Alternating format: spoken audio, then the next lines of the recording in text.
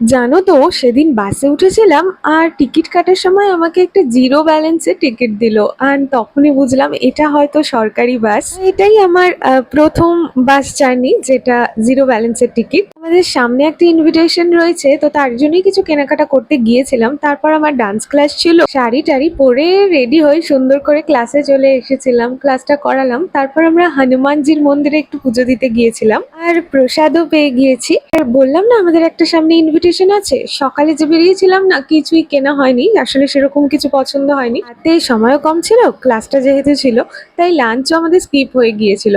তো এখান থেকেই কিছু খাওয়া দাওয়া করে আমরা আবারও শপিং এ যাচ্ছি। এখানকার কালেকশন বেশ ভালোই ছিল, তো যাই হোক এখানে শপিং করতে করতে অনেকটা রাত হয়ে গিয়েছিল। বাড়ি ফেরার সময় এই শপটা থেকে আমি কেক কিনছিলাম, আর এখানে ওনাদের মনে হয় আজকে 1 মান্থ কিছু বার্থডে সেলিব্রেশন চলছে, তাই জন্য এই পাইনাপেল কেকটা দিল। তো এইটুকুই বাস।